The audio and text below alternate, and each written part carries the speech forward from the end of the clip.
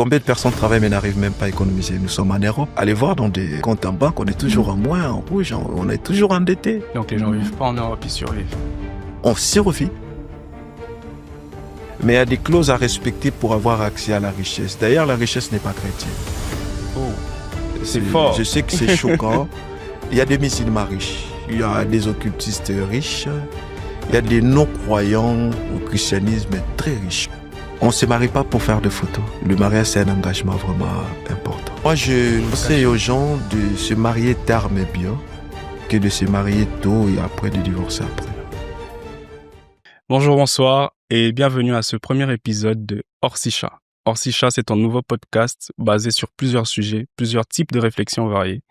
On touchera des points hautement spirituels et des points politiques. Cela dépendra de l'intervenant, de la personne que nous aurons en face. Et aujourd'hui, nous sommes bénis d'avoir un homme si merveilleux qui a plusieurs casquettes, à la fois un père, à la fois un prophète, à la fois un pasteur, un conseiller, un coach. Tellement des choses pour les décrire. Il va nous parler d'un sujet assez précis en ce jour. Ça sera autour de l'Église. Et le sujet, c'est la face cachée de l'Église. Mais je le laisse se présenter pour que nous puissions le découvrir ensemble. À vous, prophète. Bonjour, prophète Yohan. J'espère que ça va. Merci pour l'invitation. Alors, je me présente. Je suis Messie Kissia Senga Merveille. Okay. Donc, comme il m'appelle Ben Merveille. Je suis prophète de ministère et puis pasteur responsable de l'église EPDC Lyon. Je suis marié, les prophètes. Hein. Oui. Je suis marié, père le prophète, il est marié. Ouais, Dieu m'a béni par une très belle famille. Amen. Donc, j'ai une femme, une merveilleuse épouse, elle s'appelle Erita, et puis j'ai une fille de 5 ans déjà. Alors, je suis ici d'une famille de trois enfants. Je suis né ici d'une famille chrétienne protestante. Et aujourd'hui, nous sommes dans le ministère depuis un bon moment. Donc, nous sommes bénis d'avoir le prophète Ben qui est responsable de l'église EPDC Lyon. On fait un coucou aussi à maman Rita qui nous suit. Alors, prophète, on aimerait savoir, vous êtes pasteur, oui, d'accord, mais c'est quoi un peu l'histoire? Ça fait combien d'années que vous êtes pasteur? Comment ça se passe? On veut un peu creuser plus sur vous et vous connaître, quoi. Alors, j'ai un long parcours sur les choses de Dieu, déjà. Okay. J'ai eu la grâce de connaître Dieu tôt. J'avais 14 ans lorsque je me suis fait baptiser. Et c'est là que j'ai connu Dieu. C'est à l'âge de 14 ans que j'ai commencé à prêcher la parole de Dieu. J'étais aumônier dans le CPRK, donc centre pénitentiaire, prison centrale de Makala, à Kinshasa. Je travaillais dans l'hôpital comme aumônier.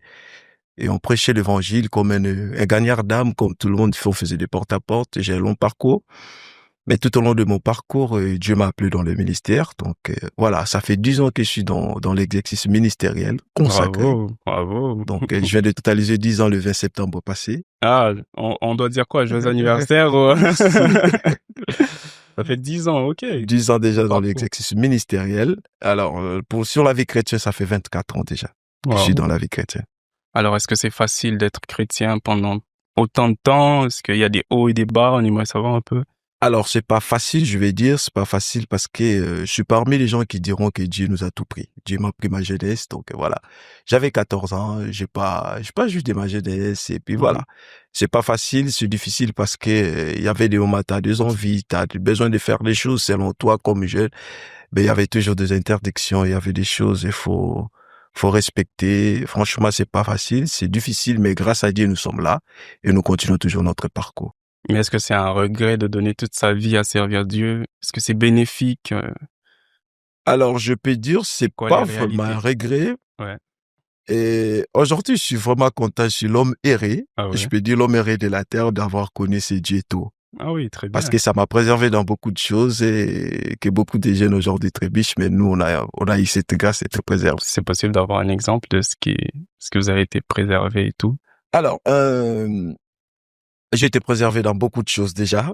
Okay. Dans beaucoup de choses, il y a des réalités que les jeunes vivent aujourd'hui. Moi, j'ai pas vécu toutes ces réalités. Déjà dans l'alcool, j'ai été préservé et dans la drogue, je sais même pas comment ça se passe. Je n'ai jamais fumé parce qu'il y avait tellement de instructions autour de ça. Il y avait tellement de regards sur mes responsables spirituels de cette époque-là et ils nous ont élevés vraiment sur les bons chemins. Donc voilà, nous rendons grâce à Dieu parce que les gens peuvent nous voir aujourd'hui applaudir, nous acclamer, dire ce qu'ils peuvent dire, mais c'est les fruits de longue date. Ça date vraiment longtemps.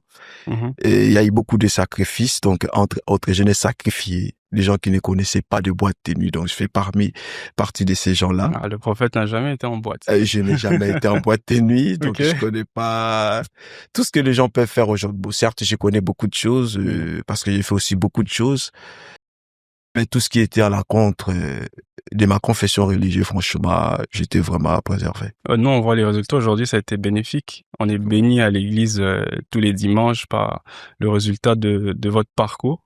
Mais est-ce qu'il y a des personnes qui sont marquantes que vous pouvez citer, qui ont construit votre parcours jusqu'aujourd'hui être à la porte des cieux?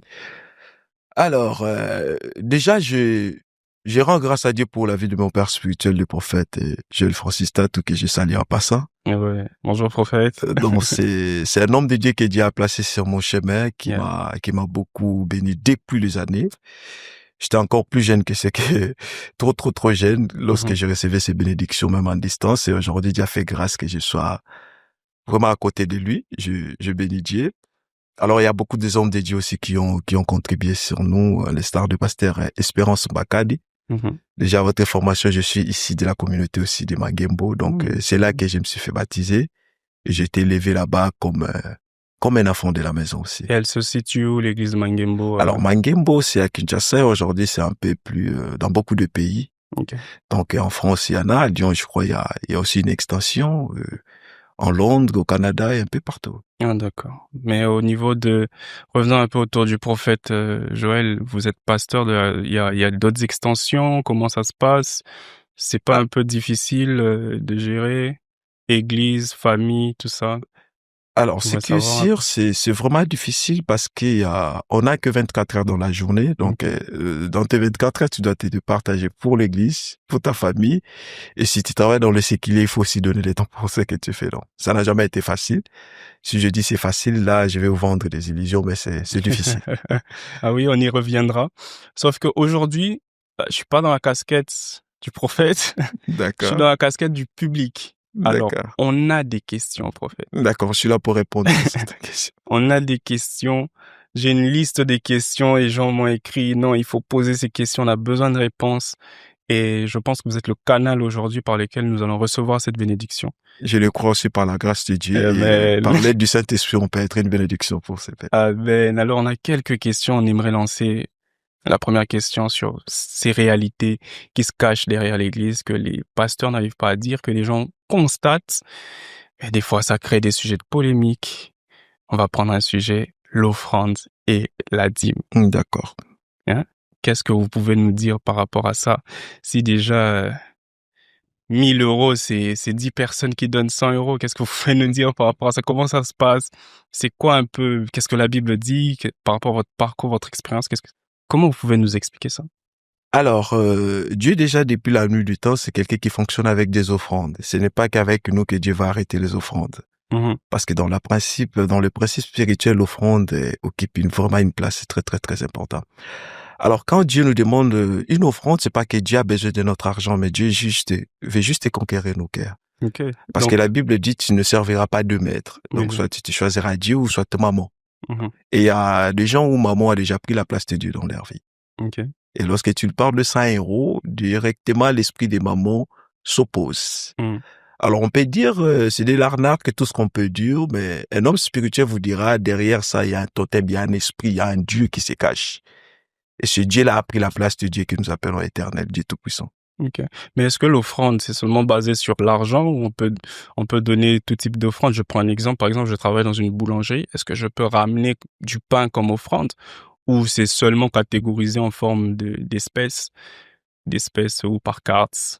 Alors, j'ai déjà assisté dans une réunion d'un homme de Dieu très connu, que je cache le nom. Oui. Et dans cette réunion, il y avait des millions de personnes. Donc, on était à l'époque en Angola et on pouvait suivre en ligne. Et puis pendant la réunion, il y a le pasteur qui prend le micro pour dire ne nous ramenez plus des offrandes de voitures Ok. parce qu'on n'a pas le parking pour mettre toutes ces voitures. Mhm. Mais ce qu'il faut faire, vendez ces voitures-là et prenez l'argent, mettez à la caisse de l'église. Vous savez Mhm. pourquoi? Pourquoi? Parce qu'on peut ramener les offrandes, tout ce qu'on veut. Imagine, on nous ramène des fruits. On va recevoir des fruits, mais si on ne l'utilise pas, ça va pourrir dans quelques heures.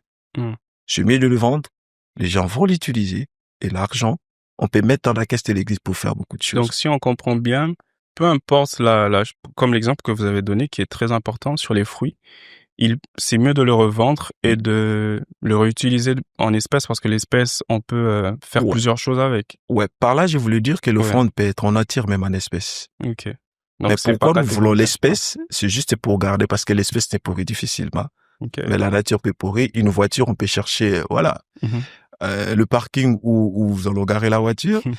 Et à part ça, il peut y avoir Il des peut en appals, manquer. des pannes de gauche à droite. Voilà, l'assurance à payer. Mais s'il y a 100 euros dans le caisse de l'église, voilà, ça ne va pas nous prendre la tête. Mais est-ce que vous dites 100 euros dans l'église? Bon, moi, je prends une question qui a C'est été... juste un exemple que je donne. Ok, si je prends une question qui a été posée et tout, du fait que lorsque j'ai dit j'étais dans la casquette du public, je suis pas D'accord. dans la casquette de ecclésiastique. Lorsque nous, public, on a un problème et qu'on vient à l'église, on vient auprès du prophète Ben, on dit, prophète, j'ai des soucis, il me faut 200 euros pour payer mon loyer. On utilise l'euro parce qu'on est en Europe. 200 euros pour payer mon loyer, 300 euros, 400 euros. Le pasteur, il prie pour nous. Mais lorsque le pasteur a un problème, c'est l'église qui doit cotiser. Pourquoi cette différence et tout? Quand il s'agit des fidèles, il n'y a pas d'aide, c'est que la prière, c'est qu'une part spirituelle, mais quand c'est le pasteur, on est investi et spirituellement et physiquement. Alors, cette question, c'est que je vais répondre, tout dépend de l'éducation que nous avons appris de nos pères spirituels, c'est aussi important. Je me souviens à une époque où moi je suis électricien de formation. Ok. Je suis allé auprès de mon pasteur à l'époque là. Et j'avais juste besoin d'un 15 dollars pour payer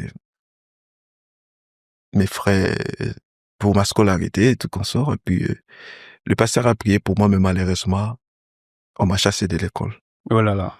Et en revenant, j'ai dit au pasteur que ton diction a échoué. Et le pasteur avait comme si, voilà, c'était à ces moments-là que ça m'a révolté. Il y a des choses qu'il faut prier, mais il y a des choses qu'il faut pas prier. Quelqu'un qui a besoin de pain, d'un morceau de pain, tu peux pas prier pour lui, il faut lui offrir un pain cigale. Ok. C'est juste ça. Alors, dur que, voilà, comme je dis, c'est une question d'éducation. Pourquoi je voulais dire question d'éducation? Par rapport à mon éducation spirituelle que j'ai aujourd'hui, si quelqu'un a besoin de 10 euros, si je lui dis euros, je prie pas, je lui donne 10 euros. Alors là, on peut pas mettre tous les pasteurs. Parce que ça dépend de l'éducation, ça dépend de la mentalité, ça dépend de comment la personne réfléchit. Donc ça dépend d'une éducation ou des écoles. Des écoles, des surtout. écoles ministérielles aussi. C'est aussi important, les écoles ministérielles. Comme mon père spirituel, je sais, il prend beaucoup de personnes en charge. Mais souvent, lorsque c'est comme ça, on ne parle pas. Parce que quand il s'agit de ma fille, je peux la scolariser dans des écoles nobles, et j'ai fait sortir tout ce qu'il faut. J'ai le droit quand même de parler parce que je suis son père direct. Parce que la Bible dit c'est que la main droite donne, la main gauche ne peut pas le savoir. Alors, la plupart des pasteurs font aussi des œuvres humanitaires, de aide, du don, mais... Ils sont des philanthropes. Ouais, on peut pas tout exposer. Parce qu'aujourd'hui, nous sommes en face d'une église un peu hypocrite. Lorsque tu fais un don à une aumône, tu dois faire une photo pour montrer à tout le monde. Alors, d'une part, les gens qui reçoivent des aumônes se sentent un peu lésés. Pourquoi? Parce que ils ont l'impression comme si on leur retire la dignité. Juste parce que je voulais faire une œuvre, et puis je fais la photo, voilà, c'est pourquoi beaucoup de pasteurs font aussi des bonnes œuvres, mais parfois ce ne sont pas exposés. Moi, personnellement, je le fais, mais je peux pas venir devant le toit. Est-ce que c'est une justification pour défendre les pasteurs ou c'est réellement le cas? Parce que... Alors, ce que je peux dire, je suis pas là pour défendre le pasteur, mais je voulais juste parler de ce que moi je connais. Mon père déjà l'a fait à plusieurs personnes. Il y a plusieurs personnes qui sont jusqu'aujourd'hui dans des universités. Si vous posez la question, c'est qui paye les frais académiques, c'est le prophète Joël Francis Tate. Ok. Mais il ne le dira peut-être jamais. Important. Il ne le dira jamais parce que c'est des vies des personnes qu'il doit conserver. C'est des réputations, c'est aussi la dignité des gens, il faut garder. Oui, toujours dans cet axe humanitaire, j'ai appris aussi via une publicité que un joueur de football très connu, Lionel Messi et Didier Drogba, sont allés tourner une publicité en Afrique et il a posé la question à son collègue joueur à l'époque. Il lui dit mais pourquoi ces gens vivent dans telles conditions et sont-ils différents? Et par après, on a appris que il a fait des dons, mais de manière anonyme. Je pense que Ouais, c'est ça aussi que vous voulez dire et tout. Il y c'est a ça. beaucoup de gens qui font des dons, même au sein de l'église et tout, mais ils veulent pas avoir la couronne, quoi. Ouais. En fait, moi, j'ai reçu un cadeau le mois dernier. Il y a quelqu'un qui m'a remis un cadeau vraiment important Mhm. et j'ai été béni. Je crois qu'elle était au courant de ces cadeaux. Mais vous ne savez pas comment nous sommes arrivés à ces Oui, oui, points. oui.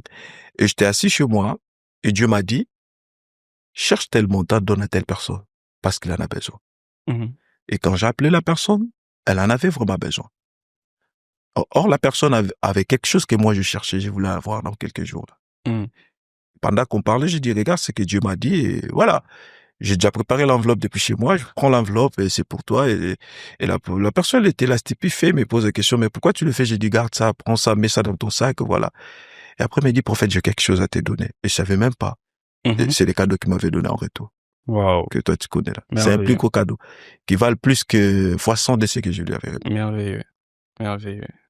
Ah ouais, donc Tu veux dire qu'on fait des œuvres, mais on peut pas venir exposer vous ça pouvez pas devant les tout. publier parce que vous tournez pas autour de votre gloire personnelle, c'est plus Non, la gloire soit rendue à Jésus, c'est surtout ça. yes. Mais toujours par rapport à ça, offrande et tout, on a évoqué offrande et dîme. D'accord. Mais est-ce que la dîme, c'est quelque chose d'obligatoire? C'est quoi la dîme? Alors, la dîme, c'est, je peux dire obligatoire. Ok. Et la gérance de la dîme, je peux dire, ça dépend aussi de la structure à laquelle la dîme est donnée. Donc, tout dépend de l'organisation. Donc, quand je parle de la structure, je parle de l'église locale. Donc, Mm. quand vous recevez les dîmes, ça dépend de comment vous êtes structuré. Il y en a qui vont vous dire que la dîme, c'est l'argent des poches de pasteur. Il y en a qui vous diront, non, c'est pour le lévite. Bon, je suis pas là péter dans les choses à venir. Si Dieu nous fait grâce, Oui. On pensera on revenir sur arrivera ça. là pour Oui. parler un peu clairement de la dîme et des offrandes. C'est vraiment important. Déjà, la dîme, ça, c'est Dieu qui l'a instituée. Et la première personne qui a donné la dîme, c'était Abraham. Alors, pose-toi la question, qui a appris à Abraham qu'il faut donner la dîme? Ok. Parce qu'Abraham a rencontré Melchisédek après une longue bataille, puis une longue bataille, c'est ça, hein? Oui. Après une longue bataille, il a remporté la victoire. Avec tout ce qu'il avait amassé, Abraham a croisé celui que nous appelons Melchisédek. Mhm. Et après avoir reçu la bénédiction de Melchisédek, la Bible dit, Abraham a pris la dîme de tout ce qu'il avait gagné pendant son Il a bataille donné. et l'a donné à Melchisédek. Donc c'est Abraham, historiquement, c'est Abraham le premier à avoir C'est donné. Abraham qui a donné la première dîme. Ok. Alors, il y a des textes, je crois, je parlais de ça le dimanche dernier à l'église, c'est le texte d'une personne qui est vraiment très importante pour moi, Jacob. Mm. Et Jacob a donné sa dîme. Mais avant de donner la dîme, Jacob a fait une promesse. Si tu me gardes et que je pars et je retourne en paix, on reviendra, je soutiendrai la dîme de tout ce que je vais gagner durant mon voyage, puis je te donnerai. Pose-toi la question pourquoi le patriarche Jacob a fait une promesse à Dieu à propos de la dîme. Nous, en tant que public, on demande pourquoi. D'accord. C'est une très bonne question. Déjà, la dîme a été instituée par Dieu. La dîme, c'est quelque chose, une part qui était mise à part pour le lévite. Ok. Selon la pensée de Dieu. Le lévite, c'est tout ce qui était là dans le service de Dieu. Donc, la tribu des Lévi, et ils n'avaient pas de la part en Israël. Mm. Donc, tout le monde avait un site géographique, mais par contre, pour le lévite, c'était pas ça. Mm. Et tout le monde pouvait avoir de champs, de bétail, des entreprises, tout ce qu'il faut, mais par contre, le lévite n'avait pas droit à ça. Ok. Et c'est Dieu qui a institué la dîme pour pouvoir permettre à ce tribu sacerdotal de survivre. C'est comme ça que la dîme a commencé. Mm. C'est vraiment important qu'on parle de la dîme. Alors aujourd'hui, le sujet de la dîme est devenu un sujet de tabou. C'est beaucoup de débats. Et que ça pose des débats. Il y a des gens qui disent même que la dîme, c'est l'ancienne alliance. C'est pas la nouvelle alliance, mais c'est quand même choquant de vivre ça. Je crois que je parlais de ça dimanche. Déjà, il faut comprendre des livres comme Genèse, c'est pas des livres comme Exode. Oui. C'est pas des livres comme Nombre, c'est pas des livres, parce que Exode, c'est des choses que Moïse a vécues, c'est des choses que le peuple ont vécues, et puis ils ont écrit tout ce qu'ils ont vécu. Mais lorsqu'il s'agit de Genèse, c'est un livre écrit par révélation, par prophétie. Donc Moïse qui a écrit le livre n'a pas vécu à cette époque-là. Donc pour dire que si on parle de l'ancienne alliance, Exode, c'est là où débute l'ancienne alliance. Normalement, Genèse, c'est pas l'ancienne alliance. Genèse, on ne peut même pas dire c'est la nouvelle alliance. Parce Ok. qu'Abraham a vu Jésus, il a été très sailli de joie. Mhm. Et Jésus avec qui? La Nouvelle Alliance. C'est ça. Mhm. C'est ce qu'on dit communément les chrétiens. D'ailleurs, la Nouvelle Alliance a commencé aux Actes des Apôtres. Mhm. Donc, pour dire que s'il faut aller dans cette optique-là, que la dîme, c'est quelque chose de l'Ancienne Alliance, c'est déjà faux parce que Abraham n'a pas vécu à l'Ancienne Alliance. L'histoire d'Abraham, c'est une histoire prophétique. Ok, comment? C'est une histoire de révélation. Mhm. C'est une histoire que Dieu a racontée à son prophète Moïse. Et Moïse l'a écrit. Oui. Donc, Abraham n'a pas vécu à l'Ancienne Alliance. Abraham a vécu selon les temps de Dieu. C'est ce que je peux dire. Exactement. Alors, sur la dîme, je voulais parler un peu de la dîme selon ma compréhension, selon la révélation que je récite de l'Esprit Ok. sur la dîme. Déjà, à G2, la Bible parle de l'or et de l'argent. Qui appartient à Dieu. Dieu réclame ses droits. Donc, l'or, l'argent Lui appartient. m'appartient. Oui. Et si vous regardez bien les contextes, c'était pour la construction des temples. Mhm. C'est là où on parle de la gloire de seconde maison, de toutes ces histoires, c'est Agé, les prophètes Agé. Alors, l'or, l'argent m'appartient. C'est que nous ne connaissons pas l'or, l'argent, c'est la richesse. C'est que nous ne connaissons pas en matière de la richesse. Toute richesse existant sur terre, ça n'appartient pas aux humains. Ok. Ça appartient à Dieu. Ok. C'est juste une mauvaise gestion des richesses, une mauvaise mentalité qui nous font croire que, voilà, l'argent que j'ai dans ma poche, ça m'appartient. Mhm. Alors, je vais vous amener un peu loin. Vous allez remarquer l'église primitive, comment ils évoluaient. Oui. Et lorsque Ananias et Saphira ont vendu leur champ, un champ qui prétendait être leur champ, Mhm. parce que le nom qui était sur la livre parcellaire du champ, tout C'était consort, on leur peut nom dire, à eux. c'était le nom d'Ananias et Saphira, sa femme. Exactement. Et lorsqu'ils ont vendu, ils ont ramené les offrandes. Ils ramenaient les offrandes. Mais cette fois-là, ils ont ramené l'offrande, mais à moitié. Je sais pas combien ils ont su tirer pour garder. Ils se sont dit, bon, voilà. Arrivé devant l'apôtre, et l'apôtre dit, pourquoi Satan a-t-il rempli votre cœur au point de m'attirer entier? Mhm. J'ai un message que je suis en train de préparer. Un homme trompe sur Dieu. Mhm. Oui. Très fort. Pourquoi je dis ça? Parce que dans la politique de Dieu, dans la politique de gestion de richesse de Dieu, Mhm. rien ne t'appartient. Rien ne m'appartient. Très important. Tout ce que Dieu donne, d'abord ça lui appartient et c'est pour le bien de tout le monde. C'est communautaire. C'est communautaire, Mhm. les mots qu'il faut. Tout Mhm. ce que Dieu nous donne, c'est communautaire. Alors, je laisse le texte à Dieu. L'or, l'argent m'appartient. Ça, c'est à Dieu déjà. Ok. Ça, on est d'accord. Même si j'ai 3000 euros, c'est pas à moi, c'est à Dieu. D'accord. On est d'accord. Mais quelqu'un C'est le rêve dira, qu'Ananas et Saphira, ils ont fait. mais au moins quelqu'un dira que c'est ses efforts personnels. Comment ça appartient à Dieu? Alors, la Bible dit que personne ne dise que c'est par ma force que je gagne cet argent. Je travaille. Mhm. Je ne dirai jamais c'est par ma force. Ok. Parce qu'au travail, il y a des gens qui tombent. Au travail, il y a des arrêts maladie. Mhm. Et je ne peux jamais dire que c'est parce que je travaille. C'est pourquoi j'ai tout ça. Combien de personnes travaillent mais n'arrivent même pas à économiser? Nous sommes en Europe. Mhm. Allez voir dans des comptes en banque, on est toujours en moins, en rouge, on est toujours endetté. Posez-vous la question, mais on travaille, on a tout ce qu'il faut Oui. pour vivre. Mais on survit. Mhm. Donc les gens vivent pas en Europe, ils survivent. On survit. Mhm. Parce que vous gagnez 1200, 1300, même si vous gagnez 2000 euros. Il y a des charges à payer et vous vous retrouvez avec combien? Souvent, nous nous retrouvons dans des rouges, moins. C'est une chose pour te dire que c'est pas par tes efforts que tu vis. Ok. Nous vivons parce que Dieu veut. Ok. Et si nous vivons parce que nous travaillons, que diront un STF? Quelqu'un qui ne travaille Et pas. sans abri, sans domicile et tout. Et c'est là que Dieu a posé une politique. Et dans sa politique de gestion, c'est Dieu qui est le Père de l'humanité. Il prend soin de tout le monde. Exactement. C'est ça la chose importante. Alors, je voulais lire un texte très important. Oui. Malachie, c'est un texte qu'on a toujours lu. Malachie 3:10, la Bible dit, amenez à la maison du trésor toutes vos dîmes et vos offrandes.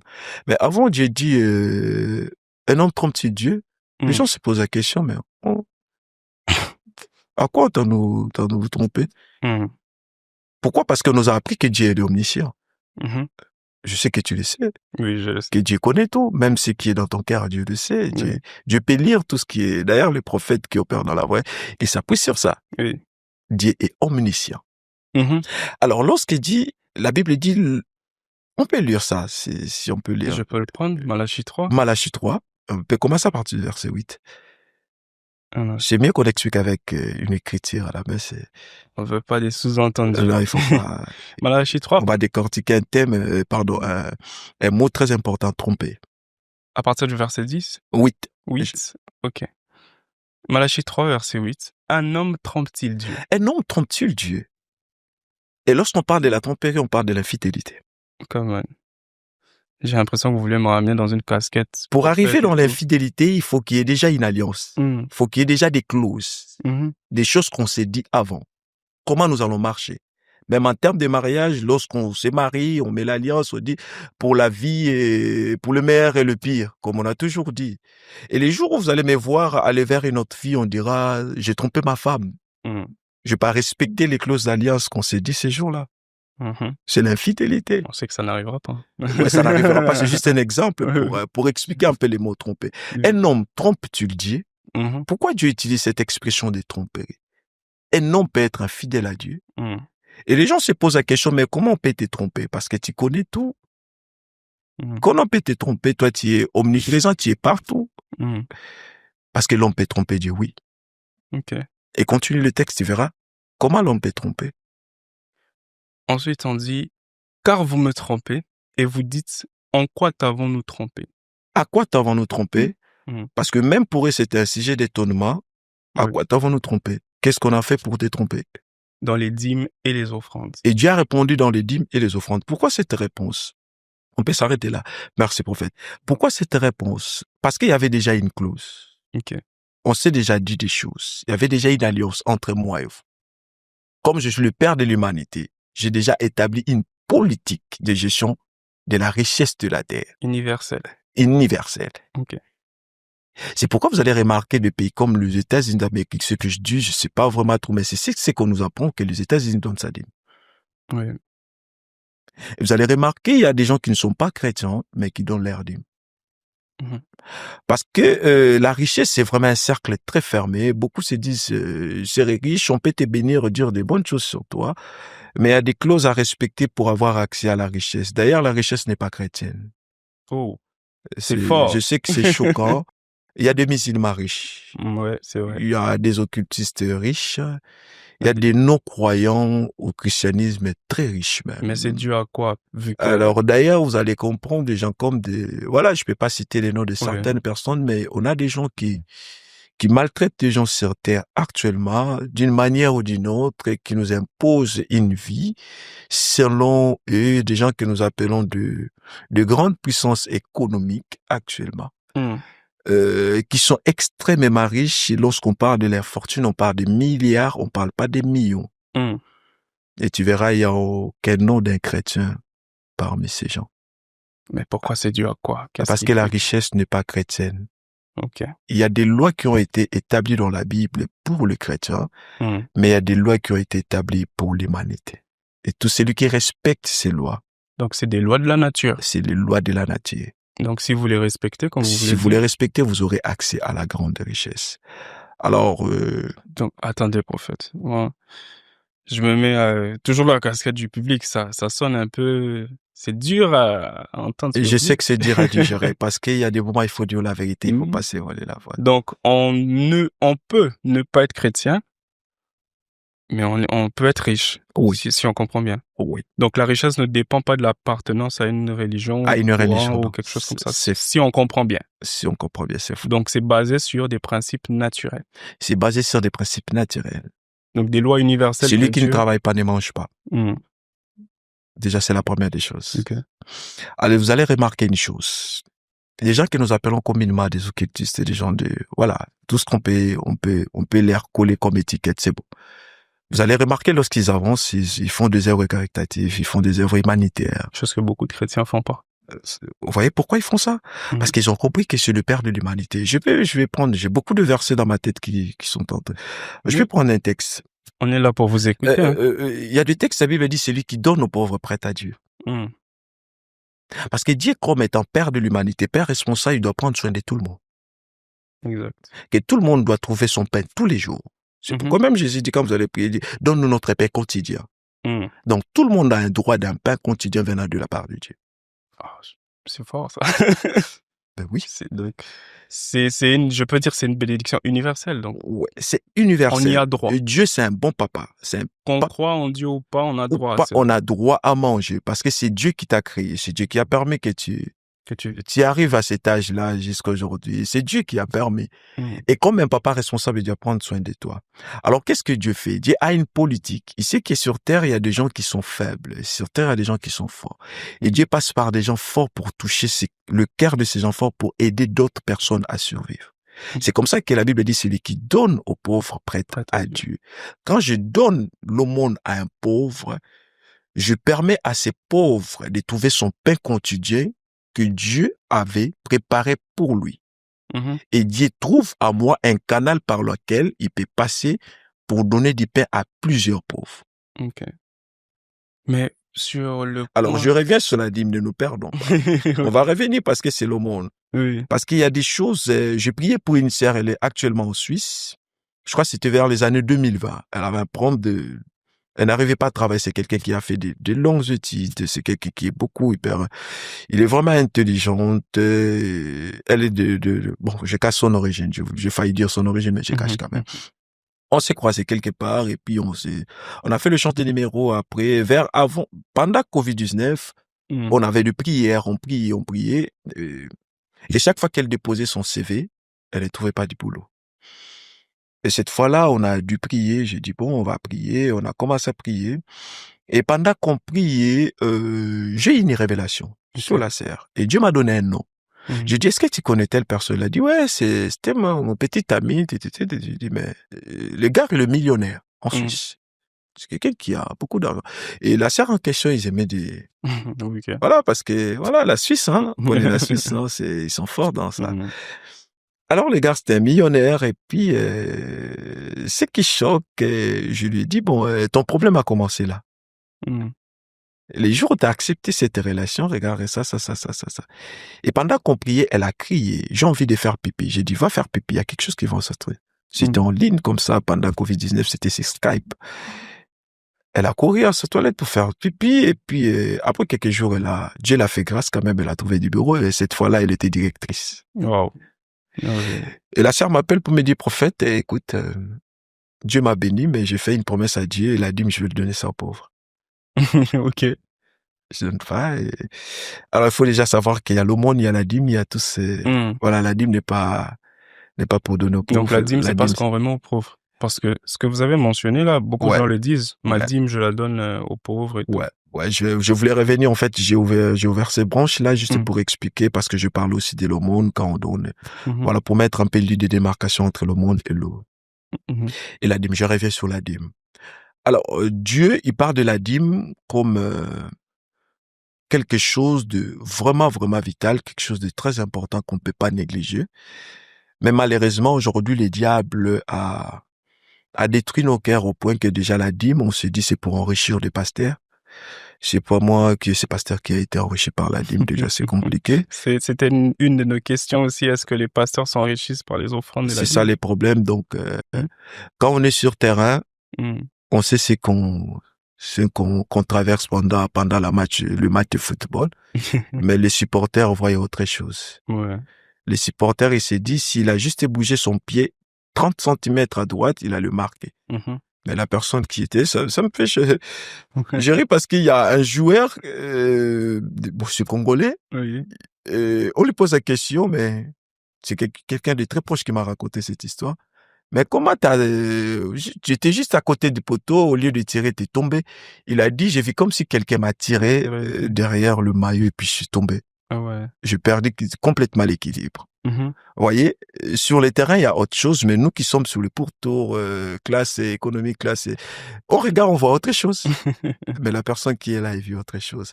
C'est vraiment important. Je vais arriver là, mais je voulais d'abord finir aussi avec la petite idée que j'ai eue. Alors, il y a toute une fidélité, il y a toute une clause à respecter. Et quand ces clauses ne sont pas respectées, c'est là que Dieu dit, il y a de l'infidélité sur le deal qu'on a fait. Il y a la tromperie. Vous me trompez. Mais comment nous te trompons? Toi, tu connais tout, toi, tu es capable de tout, tu es omniscient, omnipotent, mais comment un humain créé par toi peut te tromper?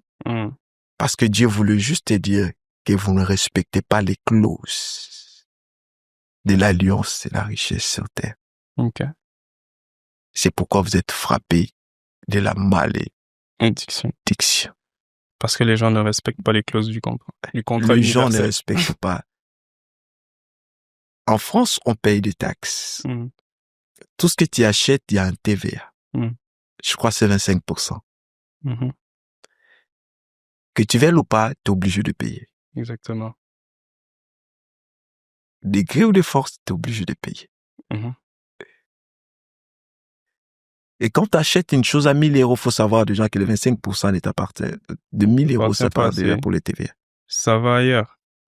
Alors, à part ça, on a ce que nous appelons les impôts. Chaque année, vers le mois d'avril, mai, il faut déclarer ses impôts, tout comme ça.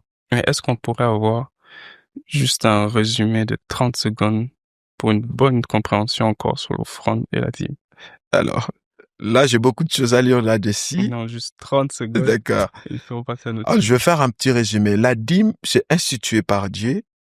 La dîme est vraie. La dîme, c'est pas quelque chose de l'ancienne alliance. La dîme, les offrandes, c'est des clauses des alliances. Ok. Tant que les cieux et la terre subsistera, la loi de la semaille et de la moisson ne s'arrêtera jamais.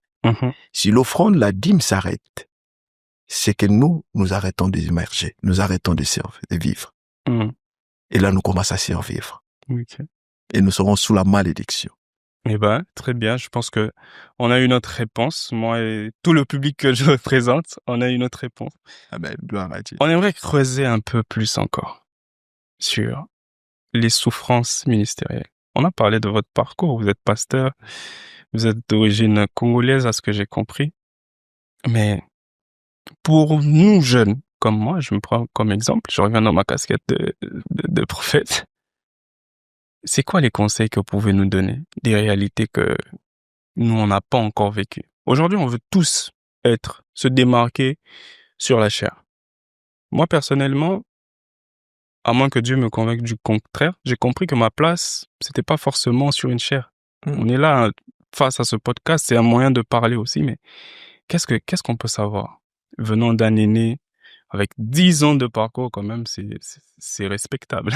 Alors, comme conseil, le ministère, c'est pas facile. Moi, je conseille aux jeunes, je conseille à tout le monde, si tu veux te mettre dans le ministère, la première des choses, tu dois avoir l'appel authentique de Dieu.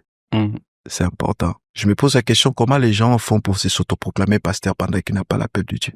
Ouais. Parce qu'avec tout ce qu'on traverse, avec tout ce qu'on en dit, c'est pas facile. Le pasteur, c'est celui qui dort tard, qui se réveille tôt. Le pasteur, c'est celui qui est toujours absent de sa maison, mais toujours présent à l'église pour prendre soin des fidèles. Mais c'est pas de la négligence de sa propre famille? C'est pas de la négligence, mais je crois, c'est une notion qu'on nous a déjà enseignée. Même nos femmes, ils savent. Souvent que quand tu épouses un homme de Dieu, sache bien que tu es une deuxième femme. Mais dans le cas C'est ce qu'on nous disait souvent. Dans le cas où les deux se sont mariés, il n'y avait pas l'appel, et puis Dieu parle en pleine relation, ça va pas pousser l'un à souffrir, à regretter. Et là, en ces moments, il faut vraiment une compréhension, il faut qu'on travaille ensemble. Parce que vous allez remarquer, le ministère et la famille te tuent. Donc, le ministère te tue, la famille te tue, et tu es au milieu. Tu sais pas quoi faire. Le ministère n'a jamais été facile. Je conseille aux gens, il faut vraiment avoir l'appel authentique. Des gens, nous, qui sommes appelés surtout dans le ministère prophétique, on est vraiment confrontés devant beaucoup de réalités. Déjà, on est compris. Niveau mental, il faut être très fort. Parce que c'est pas facile d'être compris jusqu'à ce point. Et psychologiquement, c'est difficile aussi. Et ça m'est arrivé d'avoir l'impression comme si je pourrais plus avoir d'amis sur terre. Donc, je dois rester seul avec ma petite famille. Mais après, Dieu te dit, faut aller servir. Ça m'est déjà arrivé de dire, Seigneur, je suis fatigué, je vais changer du boulot, je vais changer. Mais Dieu les insiste. pasteurs aussi se fatiguent. Ouais. Mais pourquoi vous abandonnez pas? D'où vient cette force-là? Parce qu'on a une corde sous les coups, comme un animal qu'on amène. Mais la corde, elle est tenue par qui? C'est par Dieu. Par Dieu lui-même. Ouais. C'est de l'obligation. Je me souviens, à une époque, tellement j'ai été beaucoup plus attaqué ici en France. Je faisais des réunions du Saint-Esprit sur Paris. Dieu m'utilisait plus à moi. C'est un domaine que Dieu m'utilise toujours beaucoup. C'est dans la puissance, des guérisons instantanées. Et il y avait des hommes de Dieu, des prophètes dans la salle. J'ai pris ma veste, selon l'orientation de Dieu. Et j'ai jeté sur une personne et la personne, elle a crié, elle a tombé. Et après, il y a eu des spéculations. Il y a eu tout ce qu'ils ont dit, des cabales, tout. Même des gens. C'est là que même j'ai voulu savoir c'est quoi les cabales, parce que je savais pas c'était quoi les cabales, mais les gens m'accusaient de tout. Et après, je suis entré dans une zone de turbulence un peu compliquée. Je vis mes proches me lâcher. Même deux personnes, il y a même parmi ces personnes, il y a une personne qui disait, moi, je te lâcherai jamais. Mais à une époque de ma vie, cette personne m'a lâché. Et quand est-ce qu'elle m'a lâché? Elle m'a lâché au moment où j'avais besoin d'elle. Et c'est là que j'ai compris que le ministère n'est pas facile.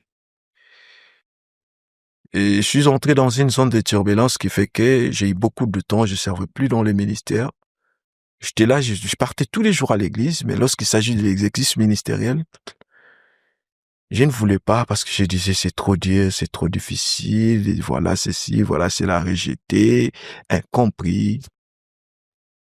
Mais chaque fois que je dormais, chaque fois que je restais, je priais seul, je passais des heures dans la prière pour préserver ma vie spirituelle, ma vie chrétienne. Dieu a insisté que tu dois refaire ton travail.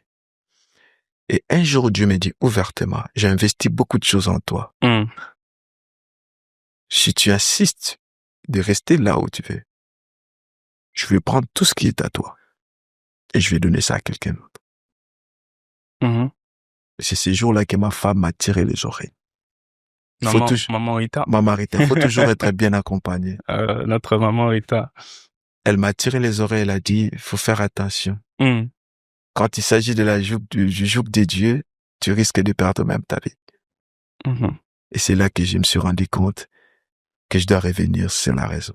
Yes. Cela nous fait chuter aussi à la question, donc, par rapport aux conseils que vous nous donnez à nous jeunes qui aspirons à avoir un parcours comme vous, c'est que le choix est quelque chose de très important parce que là, c'est maman Rita qui a rallumé une certaine flamme. Ouais, les choix est vraiment important, les choix, parce que c'est quelqu'un qui sera à tes côtés toute ta vie. Et si tu te maries bien, tu relèveras la tête. Même dans des moments difficiles. Je me suis dit, pendant que je traversais tous ces moments, elle était toujours à mes côtés pour me réconforter. On se marie pas pour faire de photos. On se marie pas pour faire... Le mariage, c'est un engagement vraiment important qu'on doit même pas jouer avec. On se marie pas par de fantasmes et tout ce qu'on a aujourd'hui. Mais aujourd'hui, l'église, la majorité des programmes nous incitent, nous les jeunes, de nous marier, on nous met des coups de pression. Moi, je conseille aux gens de se marier tard mais bien que de se marier tôt et après de divorcer après. Donc, je peux faire ouf. T'as tout ton temps. Je suis pas pressé de me marier. Je suis parmi les gens qui ne mettent jamais la pression sur les gens à propos du mariage. Okay. Parce que le mariage, c'est une responsabilité à vie. Et le mariage, comme le révérend avec une CH a dit une fois, c'est l'amplificateur du destiné. C'est à cause de mariage que plusieurs leur destinée se sont éteints. Alors, il faut vraiment qu'on soit vraiment prudent. Donc, comme je peux faire comme conseil pour le jeune, dans le ministère, il faut d'abord être appelé par Dieu. Okay. Et on n'entre pas dans le ministère parce qu'on a mis de beaux vestes, on a tout ce qu'il faut, parce que j'aurai une voiture, parce qu'on va m'appeler Daddy. Et parce qu'aujourd'hui, plusieurs se lancent dans le ministère, voilà, parce que on va m'appeler Daddy. Phénomène Daddy. Phénomène Daddy, ouais. Et même quelqu'un qui vient de commencer, même aujourd'hui, il a des fils et des filles spirituels. Sur les réseaux sociaux, n'en parlons même pas. Il y a des gens qui appellent des gens ma fille parce que on veut tous avoir des fils et des filles spirituels. Et ça devient vraiment quelque chose de viral. Donc, c'est à la mode, quoi. Mais est-ce qu'il y a c'est pas pour ça qu'on doit faire le ministère. Est-ce qu'il y a un temps déterminé pour être appelé Daddy? Vous pouvez nous expliquer? Bon, moi, je crois pour être appelé Daddy, c'est automatique. Si vous vivez avec moi, je suis l'une des personnes rares qui appelle les gens fils et filles. Pourquoi? Parce que j'aime être appelé père, non parce que j'ai forcé à la personne de m'appeler père. Mhm. Mais il faut que la personne reconnaisse vraiment qu'en termes de la spiritualité, c'est un père. Mhm. Parce qu'aujourd'hui, ça pose problème. Une petite histoire aussi que mon frère m'a raconté, il était dans une église et tout, et le pasteur s'imposait à appeler les gens des pères et tout. Vu que lui, il voulait pas de ça, il appelait le pasteur comme maître, sensei et tout. Bah, il le trouvait pas à cette place-là, mais il a mal pris et chacun a fait sa route. C'est ça les problèmes. Donc, il faut que tout le monde se sente à l'aise à l'église. C'est ce que je peux dire, mais quand t'es reconnu, quelqu'un t'est reconnu comme père, c'est une fierté. Mhm. Et quand tu forces à être un père, là, franchement, tu vas beaucoup forcer. Mais même en termes spirituels, tu ne seras pas Il père. faut pas forcer, Faut pas booster les choses, faut que ça soit tirer le cœur des naturel, gens. automatique. Moi, il y a des gens qui m'appellent Papa Ben, je les ai pas forcés à m'appeler Papa Ben. Mhm. Ils ont observé, ils ont regardé comment je fonctionne, ils ont vu, et par conclusion, ils ont dit que lui, vraiment, c'est un père. Ils ont vu le dépôt. Le dépôt, c'est un papa. Mhm. C'est pas, voilà. Mais quand je force, c'est père, voilà. Aujourd'hui, surtout, beaucoup s'impliquent dans le ministère parce qu'ils veulent s'appeler papa, daddy, et tout le monde, voilà, prophète tel, père. Je connais même des jeunes prophètes qui couraient, ils venaient, prophète, donne-moi ceci, est-ce que t'as des codes? Mais après quelques temps, père, j'ai dit, mais est-ce que nous connaissons même l'histoire de père? On va en Mhm. parler parce que le père, c'est beaucoup de choses. Je crois même c'est le message que je suis en train de prêcher tout ce temps à l'église. Demain, je parlerai sur la couverture spirituelle. Et parce qu'il y a des gens qui nous appellent nos fils spirituels, mais dans la lignée spirituelle, ils sont même pas nos fils. Mhm. Ils parlent même pas le même langage que nous. Mhm. Ils n'ont même pas la semence que nous avons. Mhm. Et à quoi ils sont fils? Mhm. Mais du coup, c'est le fils qui doit reconnaître son père ou c'est le père qui doit reconnaître son fils? Parce que, comme vous C'est avez, réciproque. c'est réciproque. Ouais. Ça doit aller dans les deux sens. Un père peut reconnaître son fils par sa sémence. Mhm. Et c'est que cette sémence, c'est ma sémence. Nous, on a une sémence de JFT. Mhm. Ouais. Je crois que vous suivez mes messages, comment je prêche, et voilà. Vous allez remarquer, il y a une pourcentage élevé de JFT à moi. Yes. Bon, seulement que tous nos fils ne seront pas comme nous, ce qui est sûr aussi parce que Dieu va engendrer des fils par nous qui Mhm. auront peut-être des langages et des missions différents que nous. Ça, c'est avéré, c'est vraiment important. Mais il y aura quand même de signes, il y aura quand même de sémences, il y aura quand même une éducation de la famille spirituelle dont vous êtes issus. Ok. Donc, je peux pas avoir le même langage en termes de prédication comme mon père, mais si vous êtes avec moi, vous allez remarquer, j'ai la même éducation que lui. Mhm. Donc, si il parle pas mal des autres, moi pareil. C'est l'éducation que j'ai reçue de mes parents spirituels. S'il fait pas ça, moi je dois peut-être pas faire ce qu'il fait pas. Mhm. Mais si mon père ne parle pas mal des gens et moi je passe devant la télé, je commence à insulter tel prophète, tel pasteur, vous voyez, même la sémence ne correspond pas à mon père. Mhm. C'est Mais, déjà, il y a, prophète, moi, donc c'est un peu réciproque. j'aimerais revenir un peu sur, c'est quelque chose d'important, un peu le mariage. Comme j'ai dit tout à l'heure, l'Église nous incite avec des tonnes d'affiches, il faut se marier, comment vivre en relation, comment. Mais en tant que serviteur de Dieu, là, je pose une question personnelle. En tant que serviteur de Dieu, étant jeune, avec le parcours qu'on a, est-ce qu'on doit avoir des critères spécifiques pour une personne qui doit nous accompagner? Est-ce que, comme on est en Occident, il y a aussi les cultures. Est-ce que, en termes de culture, ça peut se marier? Alors c'est important aussi de voir la culture. Il y a des gens qui sont capables, prêts à s'adapter à certaines cultures, mais il y a des gens qui ne sont pas prêts. Hmm. Déjà, il faut savoir. Si vous êtes prêt à s'adapter à la culture occidentale, ça va. Mais si vous n'êtes pas prêt, Faut retourner. attention, ça va être compliqué. Parce qu'il y aura deux maisons dans une maison, il y aura des cultures dans une maison, des esprits dans une maison. Hmm. Déjà, ça va être compliqué en termes de culture. Alors, en termes de spirituel, il faut épouser une femme dont vous parlez le même langage spirituel. J'étais censé lui dire une chose très importante. Nous tous, nous sommes des chrétiens. Nous avons reçu Seigneur Jésus-Christ comme Seigneur et Sauveur. Hmm. Certes, nous sommes des chrétiens, mais nous ne sommes pas de la même famille spirituelle. Très bien. quelqu'un peut être chrétienne, converti. Mais parfois, vous parlez pas les mêmes langages spirituels. Parce que même dans le domaine spirituel, on a des familles spirituelles. Exactement. C'est pourquoi il y a des langages, moi, je supporte, mais il y a d'autres personnes qui ne supportent pas. Parce que dans leur famille spirituelle, c'est pas un langage approprié. C'est des choses qui passent pas. C'est des choses qui passent pas. Alors, supposons j'épouse quelqu'un qui parle un langage différent que mon langage spirituel. On aura deux langages dans une maison. J'ai déjà raconté à un frère, il a trouvé une fiancée. Mais le problème, c'était juste un petit problème. C'est le problème des doctrines. C'est des chrétiens évangéliques. Mais par contre, ils ne baptisent pas dans la piscine, mais la femme dit il faut baptiser. Non, c'est quoi ce que je...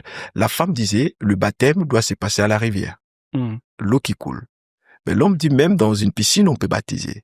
Et ils ont eu des débats compliqués, des énigmes difficiles à expliquer, à résoudre. En fait, parce que l'homme a été éduqué de cette manière et la femme a été éduquée aussi de cette manière.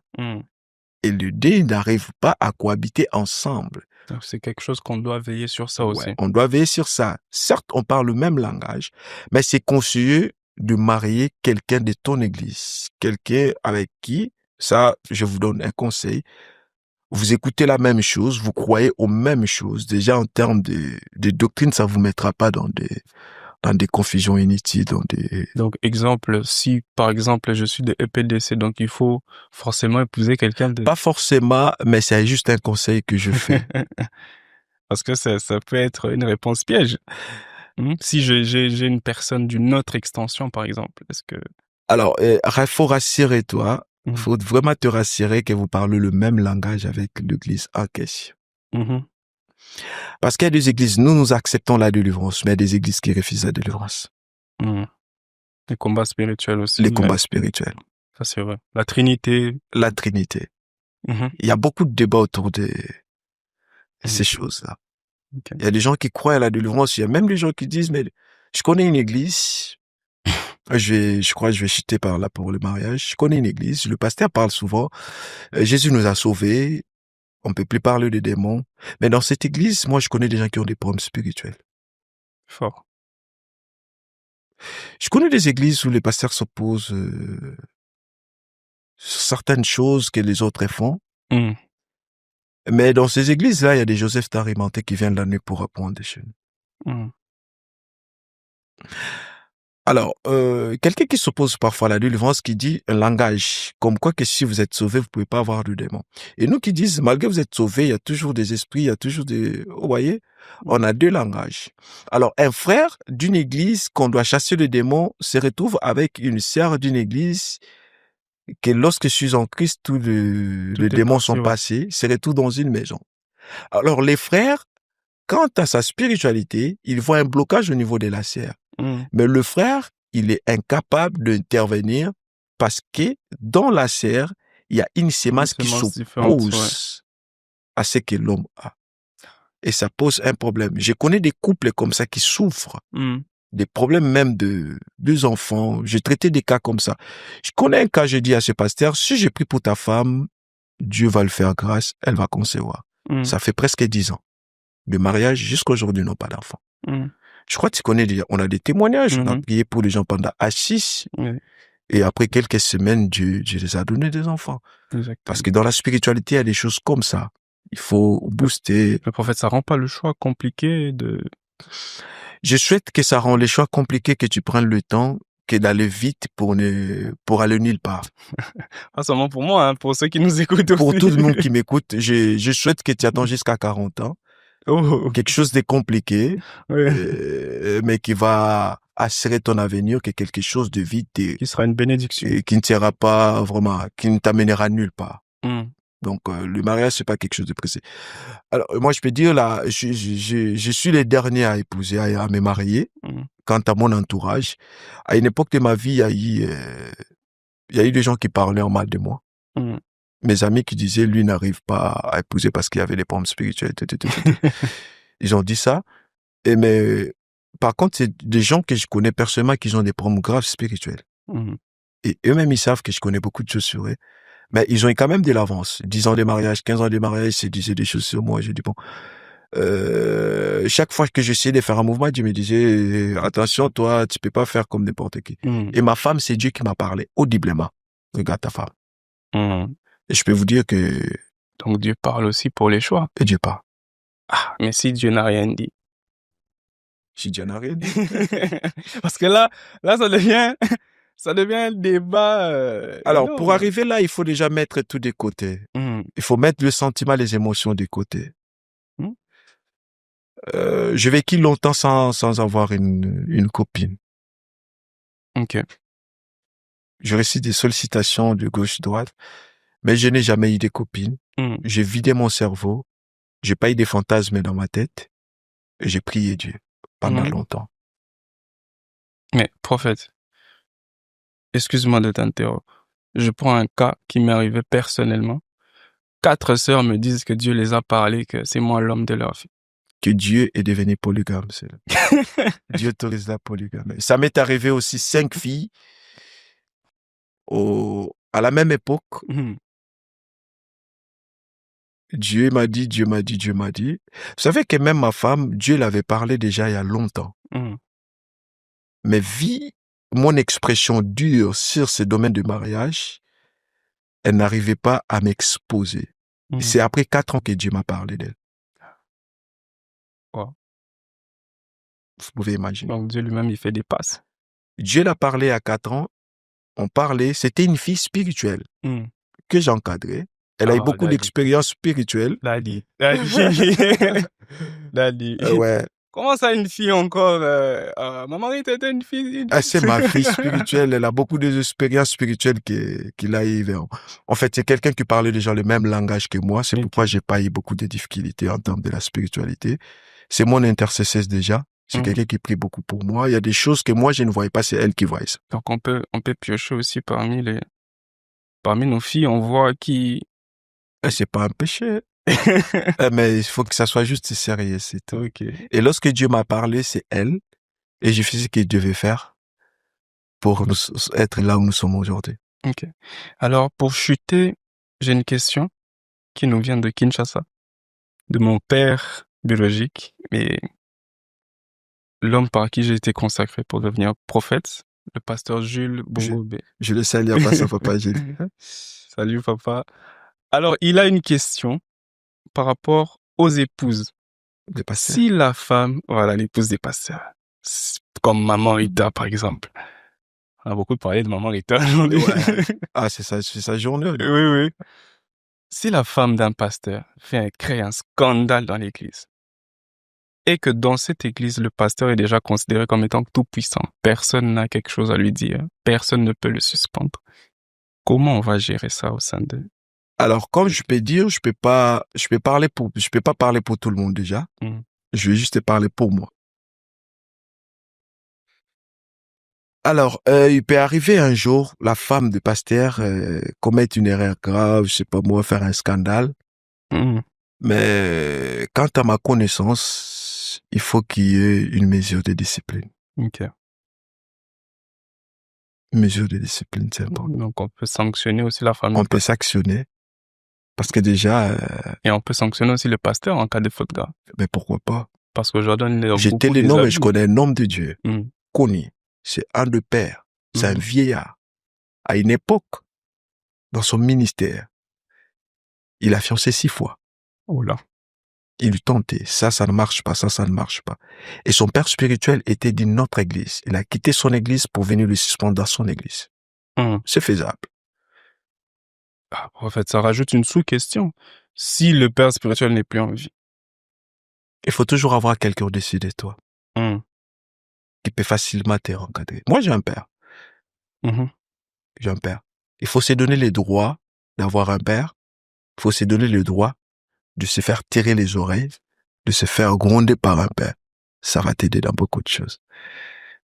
Je pense que c'est quelque chose de très important, pas seulement au niveau de l'église, mais dans toutes les couches de la société. Toujours avoir quelqu'un comme repère qui sait vous réprimander lorsque vous agissez mal. Il y a une chose que j'ai pu expérimenter, c'est que lorsque vous avez un début de gloire, ça devient aussi difficile d'écouter. Alors c'est ça, il faut gérer la gloire. Bien que tu as la gloire, tu as tout ce que les gens t'acclament. Mais n'oublie pas, David est allé en exil à cause de la gloire des femmes. David n'a tué que Goliath.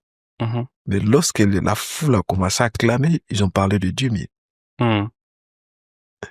Certes, on peut dire que la tête de Goliath coûte 10 000 hommes.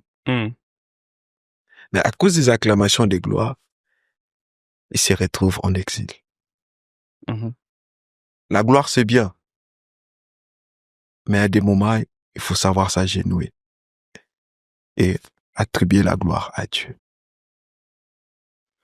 C'est le plus grand danger de plusieurs hommes de Dieu, surtout nous le jeunes. C'est la gloire, les honneurs, le phénomène d'Adi, tout le monde t'appelle papa. Nous aimons bien ça. Et c'est là où nous sommes piégés. Donc on doit faire attention à ça. On doit toujours faire attention, malgré les succès que tu as, malgré que les gens t'acclament, mais tu dois toujours avoir une personne au-dessus de toi qui peut t'écrire dessus. C'est pas un péché. C'est pas un manque de respect si on t'écrit dessus. Ok. Eh ben, on va vous dire merci, prophète. Merci, prophète, de nous avoir réussi. Ce premier épisode, c'était... Orsicha. Voilà. C'était merveilleux. Et je suis honoré. Merci, moi pareil. Je suis béni parce que vous croyez en nous, vous nous permettez de nous exprimer. Beaucoup des pasteurs ne peuvent pas accepter ça que un de ses fils ou un de ses fidèles commence un mouvement et il est là pour pousser. D'accord. Que le Dieu que nous prions vous bénisse aussi. Amen. Nous sommes là pour cette génération. Je crois, je vous ai toujours dit, je n'ai jamais été en insécurité. Je suis toujours en sécurité avec vous.